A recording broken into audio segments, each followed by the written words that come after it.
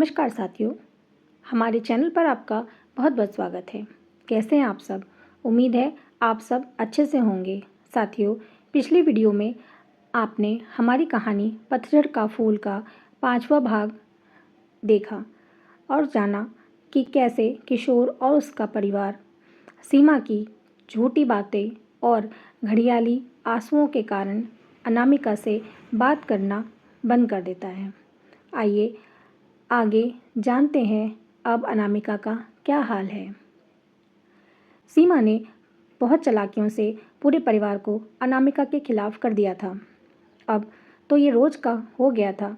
रोज़ किसी न किसी बात पर सीमा अनामिका के खिलाफ किशोर के कान भर देती थी और वो बिना कुछ जाने समझे अनामिका को मारने लगता था। अनामिका की बहुत बुरी हालत हो चुकी थी, यहाँ तक कि एक दिन किसी बात को लेकर किशोर उसे उसके ही कमरे से निकाल देता है। बेचारी किचन के ठंडे फर्श पर चटाई बिछाकर सोती थी।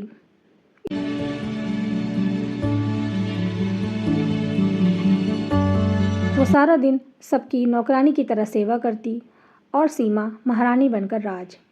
ऐसे ही 6 महीने बीत गए थे।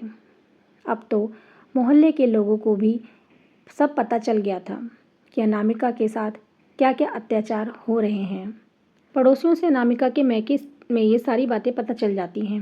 ये सुनकर उनकी माँ रो रो कर और बीमार हो जाती हैं और उनके पिता बहुत ज़्यादा गुस्से में होते हैं। एक दिन वो बिना किसी को कुछ बताए अनामिका के ससुराल पहुंच जाते हैं। जैसे ही वो रिक्शे से उतरते हैं, उन्हें अनामिका आंगन में दिख जाती है। अनामिका जो कि नीले रंग की पुरानी सूती मैली साड़ी पहने हुए बिखरे बालों में आंगन में पोछा लगा रही होती है। पिताजी को देखकर वो खुशी के मारे भागती हुई आ जाती है और उनके गले लग जाती है। पर बेटी की ये दुर्दशा देखकर बाप मन ही मन रोने लगता है। इतने में घर के और लोग भी आ जाते हैं। अनामिका के ससुर जी कहते हैं, आइए आइए समधी जी, अंदर बैठक में बैठते हैं। वो उन्हें बैठक के कमरे में ले जाते हैं।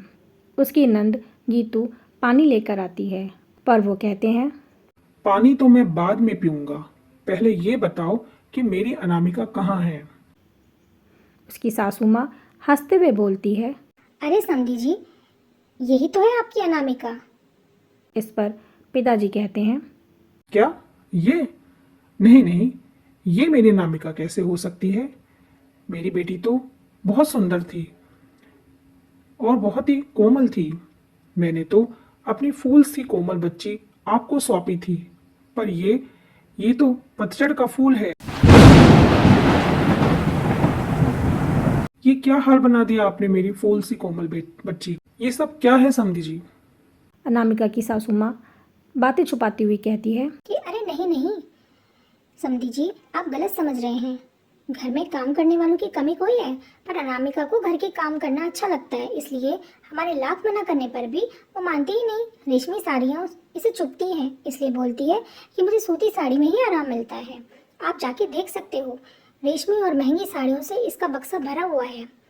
पिताजी को उसकी सास पर और गुस्सा आ जाता है और वो कहते हैं, आप मुझे ये सब मत समझाओ।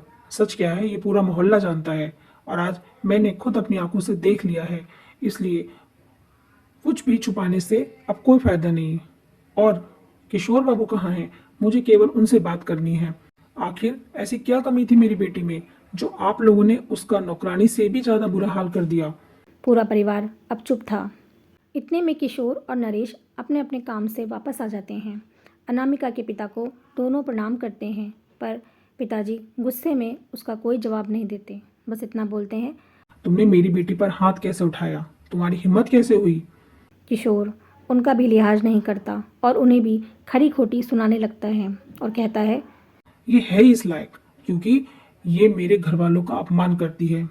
किसी भी काम को करने का इसे तरीका नहीं है। मुझे तो खुद पर गुस्सा आता है कि मैंने इसमें क्या देखा होगा जो इससे शादी की।